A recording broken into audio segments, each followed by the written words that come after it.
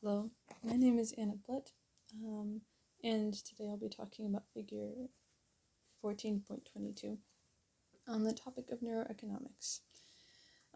So neuroeconomics is the study of brain mechanisms at work during decision making. And so the figure that we're gonna explore today in the topic that it's covering depicts some centers in the brain associated with risk aversion. And so they play an important part in determining human behavior regarding risk and benefit assessment. And that's a crucial part of understanding the decisions that we make in what is happening in our brains as we do. So one of the studies linked in this textbook examines this phenomenon in regards to a gambling experiment, and it discovers a couple of things. And what they are examining there is the risks that people are willing to take and what their brain's like when that is happening. So, in the textbook we discuss the different parts of the risk benefit analysis process within our brain. And so we have two different systems at work. One is the valuation system, and that includes the ventral medial prefrontal cortex. So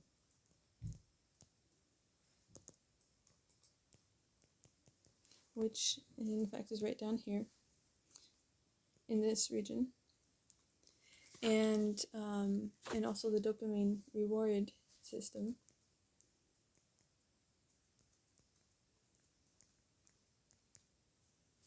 which I'm indicating in a very limited way over here. We have the VTA and the nucleus accumbens, and that all also affects the prefrontal cortex, as we know. So these two systems, their role here is to help us evaluate, so we get this in, to evaluate the perceived worth and reward of a certain, stimulus. And then that informs the choice system. And so the structures involved in the choice system are the dorsolateral prefrontal cortex, which we have over here, and as well as the dorsal anterior cingulate cortex.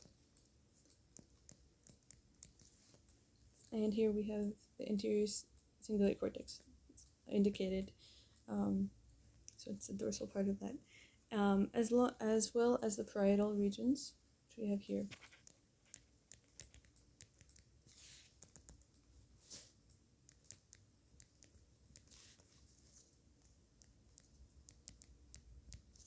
So both of these systems work together to inform a person of what is happening. Is something going to bring appropriate reward from the reward system, or not. And so then this is evaluated by the prefrontal cortex, which, as we know, plays a role in more top-down processing and choice. So these are some of the processes that are happening as we experience a stimulus or a risk to take, and we choose whether to take it or not. And so the study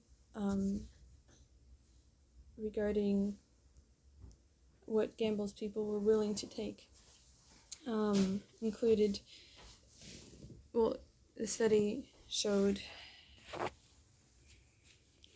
increased activity, so it showed differences between people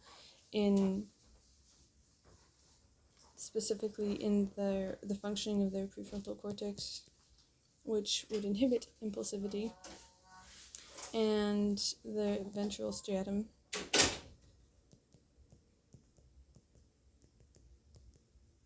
which I have indicated. It's hard to see it, but in general, it's under all of this. And so when people had differences in these brain structures, was where you saw a difference between how much risk aversion or loss aversion they experienced. And so the results of this study, or some of the discoveries of the study, as shown in this figure, showed that when a person was evaluating a risk situation and it was seeming to have potential gains, you could tell that by the increased activity in the gain-sensitive regions over here. And the opposite was true when the risk seemed too great or to have a greater potential loss. You see a decreased amount of activity in the same regions in the gain-sensitive areas, which would be a potential explanation of how exactly one would choose against or for these things. So, and they also discussed that negative emotions would probably be affecting the way that these areas in the brain were less activated and inhibited, perhaps, which is understandable with the things in charge. So, to return to our original figure, it discusses how a costly decision is associated with activation of the amygdala and the orbitofrontal cortex, part of the prefrontal cortex, and so you see that relationship between anticipated reward and also more top-down processing over here, and those are the things that would play into neuroeconomics and the way we make our decisions. Thank you.